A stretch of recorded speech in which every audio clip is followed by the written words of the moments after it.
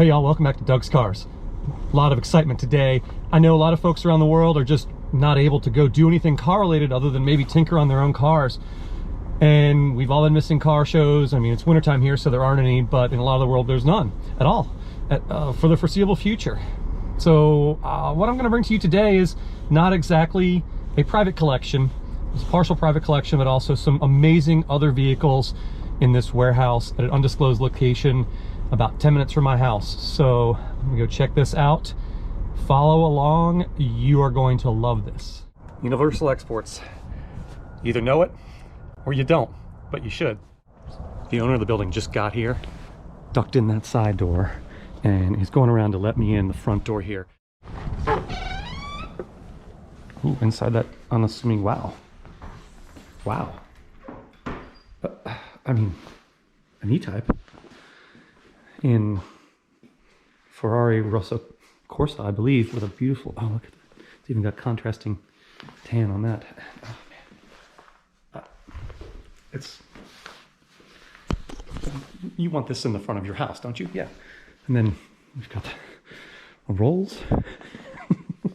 We've got a Whaletail 911 convertible with a, I mean, what a great color combination, like an oxblood with almost like a little bit of bronze in this gray.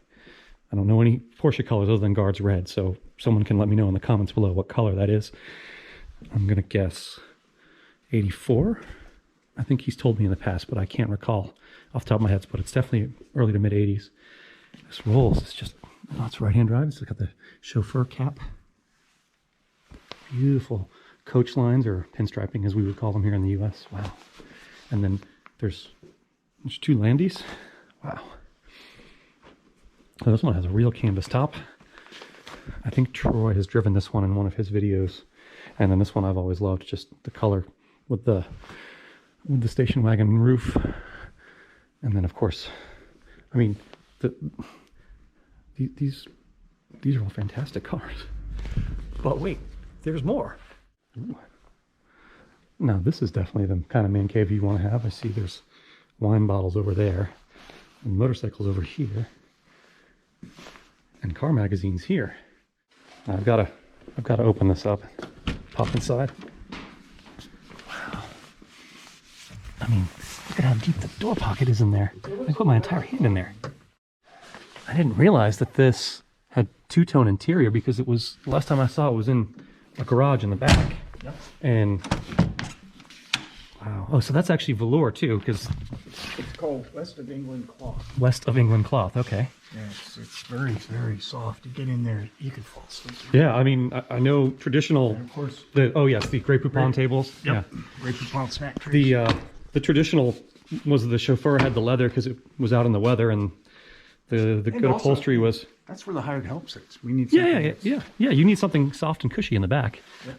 Of course, in the U.S. Back then, this would have been covered in some type of plastic cover. I mean, my dad did that when he was a kid. He worked for a shop that covered up. Hold on, I want to hear this. Can I get this on good on sound? Yeah. I could never beat a good door shut. I'm a sucker for those kinds of sounds. Spirit of Ecstasy. What year is this one? 61. 61, okay, because it still has the single headlamps and not the quad. Okay. And the Porsche I said was an 84. 83. 83. I was close. Okay. Last of the S6s. Oh, okay. Yes, I do see that now. So did it come factory with the Whaletail as an option? Probably not. Okay. I think somebody put that, yeah. But it was before my own. Oh, yeah. Absolutely. Yeah. Very cool. And the oxblood interior is just amazing. Those are some of the most amazing things that you'll ever see.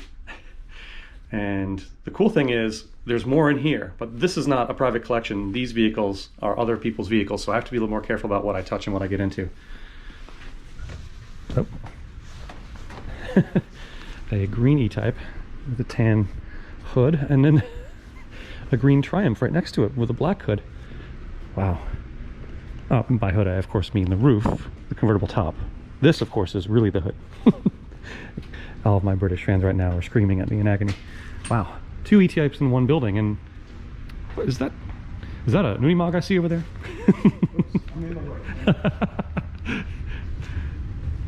So this is an Unimog from What was it? 60, also a 61, okay. 62, okay.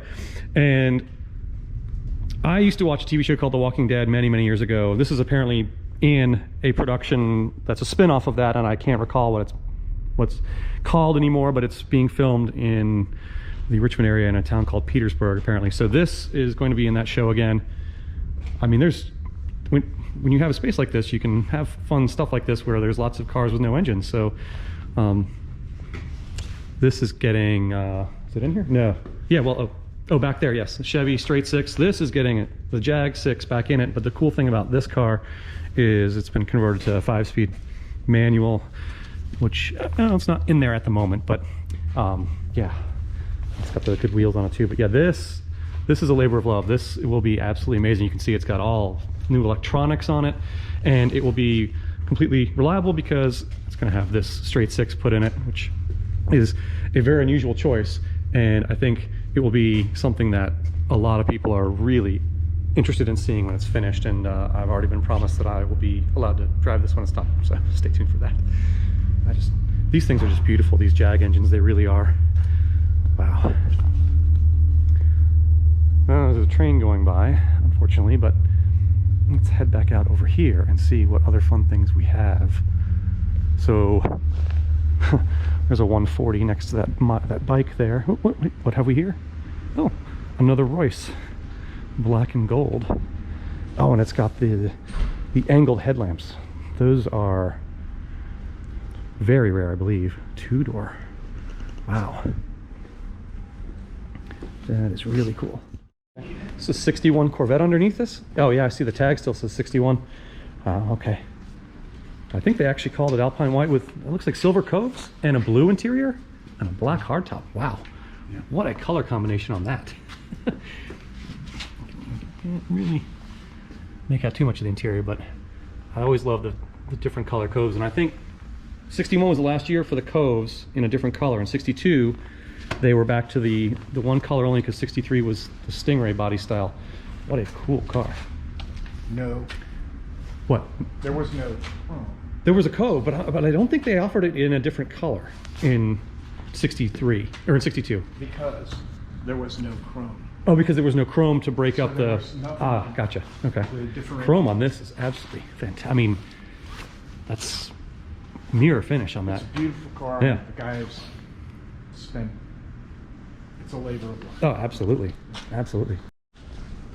There's some cars that people park here that rent spaces, so they can't all be accessed. But hey, along with a nice 850 here, midget. I haven't seen an MG midget in a while. Well, since last time I was here. These are always fun. I mean, these are not classic cars yet, but they will be someday because they don't make cars in Australia anymore. And this is a Holden, and it's the V8 version, the GXP G8. Those are very, very rare. But there's something over here that we need to take a look at. This one's covered under special. This is a Consigliere, which was made by Mosler Industries in the late 80s, early 90s. So this looks obviously like a race car, but it's not. It is a licensed and tagged drivable car. Those taillights look like they might be from like an Econoline van or something. There's a lot of parts in here from different places.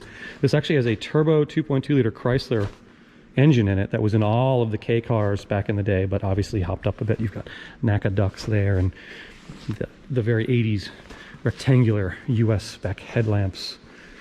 And if I do this real quick, you can see that. Look at how thick the door is on this. It's massive.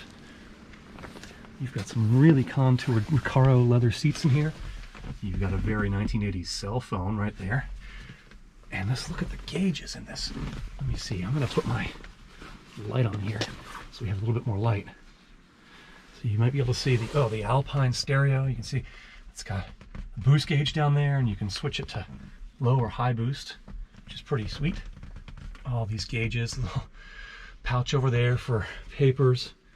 Set your own red line. That's always a good idea. And this one's actually got 5,500 miles on it. Nice.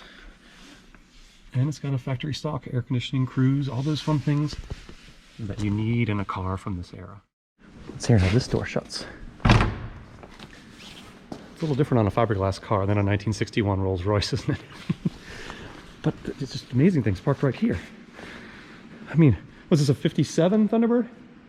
57. 57, okay. These were a bit longer than the 56 and the 55s, and the 55s did not have the porthole, although a lot of people added them. You can see by the tag, it is indeed a 57. Nice white. Got the chrome horn ring there. Nice dark red interior, which would just pop so well with this white paint. Next to also white and red Jag 140. That's cool. It's got the little indicators up here so you can see when they're on. 1955 tag, so I have to assume that this XK140 is a 55, and I believe this one is a matching year because it's the same. Oh, this is a 57. Okay. All right, winner Le Mans, 1951, 1953, or Le Mans as we say here. Sorry, that's how it's pronounced. This one looks like it's having a little work done to it right now, but then again, it's a Jag, so that's to be expected, and it's a classic car, so that's definitely to be expected. Look at the leather on this. Wow. Again, turn my light on and get a better picture of this. It's almost got like a purplish hue in the leather, which is really cool. And the race helmet. Some of the gauges here. 140 miles per hour. It should be able to do every single one of those miles because that's what it's called. I gotta walk over here for some more fun. I mean, I don't even know where to begin, but let's start with this beautiful Royce. This is a Springfield built one, correct? From Massachusetts? Yeah, so this was from an era when Rolls-Royce made vehicles in the US in Massachusetts. And that's interesting. It doesn't have any louvers on the side of the hood. There's, I guess, one there, but that probably opens for cowl venting for the interior. Look at that. Wow. Look at the wood in this and that steering wheel with all of the controls on it. What an amazing interior that is. I mean, that's just... And then you've got back here the suicide doors opening up with all of the legroom in the world and fold out seats, it looks like. You've got a leather top. Take a look at these high-speed balloon tires, as they were called back then. Firestone, interesting, which of course they would have Firestone tires on it as an American-made vehicle. That would make sense. Look at the stanchion to hold up the spotlight. And you would have to actually roll the window down to move that. It wasn't accessible from the inside. Pretty big bulb in there too. That is really cool. And then the size of this is just amazing, and you have to knock that off. All these lights with the reflectors and the horns on the front. Not to be outdone, there's another Royce right here. This one is missing the Spirit of Ecstasy, and you can see the louvered grille on it. Again, very ornate headlamps. This one does have some cooling vents on the side. Again, the Firestone tires. Wow. This one looks like it's in a various state of disrepair too. Some things being done to it at the moment, I guess.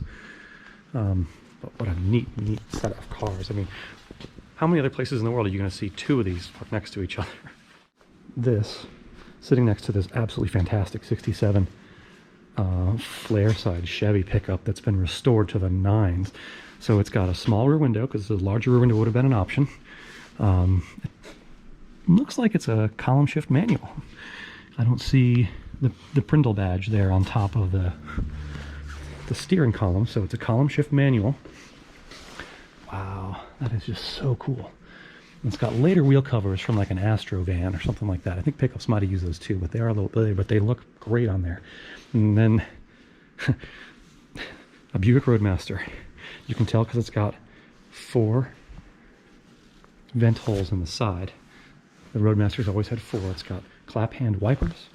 It's got no passenger side mirror, so good luck trying to parallel park this giant car. I'm still walking, and it's even got vent windows back here. I'm surprised they're not electric. Maybe that was on Lincolns and Cadillacs only, but looks like it's in for a little gas tank surgery. But and you've got these dual I mean, just to lift up the trunk, it probably weighs a ton.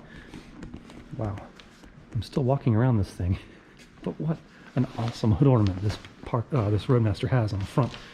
What an awesome thing to be able to see through that.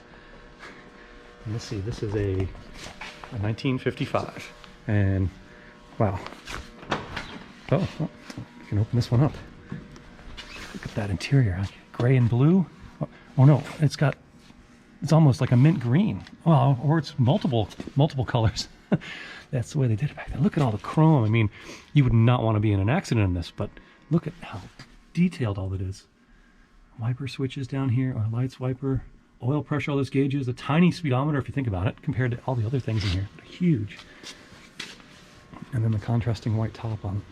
What an amazing. Okay, let's see how this one shuts.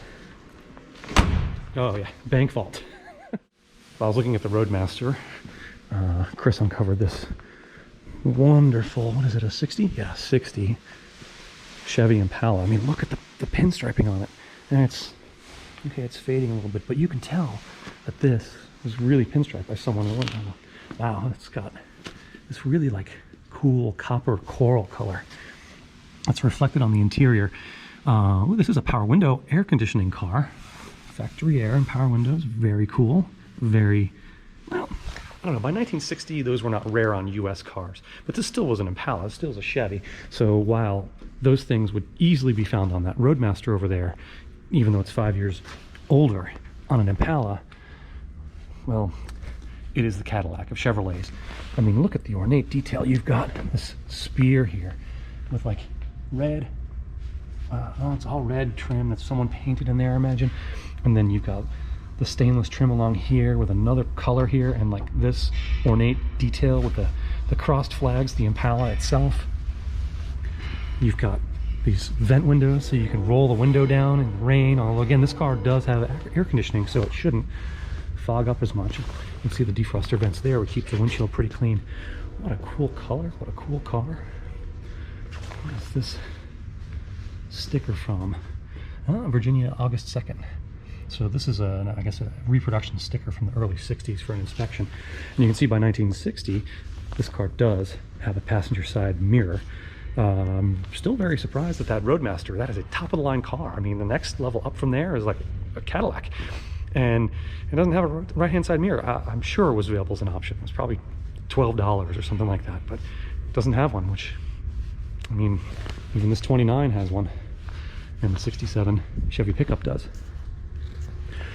Oh, I see some other cars have been opened up. Look at this Fleetwood limousine. What an amazingly cool car. Now here is how you can tell a Caddy from this era has air conditioning. These air intakes are mounted on either side of the rear deck lid, and the air conditioning system is actually in the trunk, and there are tubes that run up in the roof line and have air vents that go all along here. Now it's still controlled up front like in a normal modern air conditioning system, but this is far from a modern air conditioning system. They certainly work, but they take a lot of power from the engine. There's still a compressor on the engine, but the actual system and the blower fan and all is located back here. So there's not going to be vents on the dashboard like you would see nowadays, because all of it's back here. Although at some point they also made a dual air conditioning system, so you would have a modern style one under the dash with a blower fan there, and one in the back for the backseat passengers, which is certainly a possibility on a car like this. Oh, wow. Oh, wow, it smells... Well, actually, I'm wrong. This car does have... Maybe this has the dual system because it's got the vents in the front for air conditioning. Power window switch here. Huge bench sheet with glass partition here. So I don't think you're moving this any. So if you don't fit behind that steering wheel, you better get another job, because you're not going to be the chauffeur. I'm sorry. Here I am talking away. I should be putting on the lamp so you can actually see in here a little bit better. All of the chrome. And this is only 4 or 5 years newer than that old, but you can see it's a totally different interior package. Completely different. There's pods. Like this is so much more the jet age than that Roadmaster, which was the beginning of it. And you saw that reflected in that 1960 Impala too, which had those sweep spears along the side. What a cool car. And now, the door. Also a bank vault. What a fantastic car this is. Check out these wheel covers. I mean, they're painted, the Cadillac crest in the middle, the cloisonne would have had color in it at the time. I mean, it's a 1960, so it's faded. And of course, check out this grille, all these individual bullets that were in here. I think these were made by hand, and there's like 400 pieces in it or something like that. What an amazing car. Let's move on to another Caddy, which is very interesting. And I am working on being able to do a full video review of this vehicle. We'll see. It's not owned by my friend who has a place here, so I'm hoping that we'll be able to work something out. But this is a very, very rare beast. Now, when you look up here, it looks like a 2000 or so Cadillac Eldorado, which it is. See, there's, regular front end, regular chrome wheels that were popular then, regular two-door coupe body style, and then you get here and you start to go, what am I looking at? What is this craziness? And then you go up here and you see Twin Star, and then you see an altered roof line, and you see a rear wheel that's way out here, and some vents, and what looks like it could have been the factory deck lid. What on earth is this? There's another vent over here, and a radiator, and yeah. This is a Mosler Twin Star. The same company, the same guy who made that car over there with the Chrysler 2.2 liter turbo engine, made these at the end of the 90s. This car has a front Cadillac Northstar V8 and a rear Cadillac Northstar V8. These engines are not known for longevity as far as head gaskets, but they had made 300 horsepower each.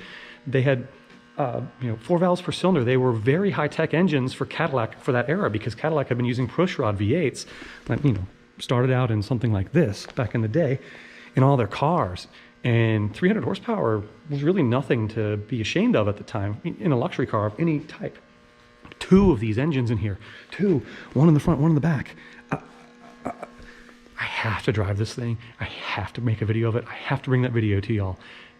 I'm gonna make it happen. Stay tuned right here. Oh, and by the way, if you wanna see that, hit subscribe. That'll help.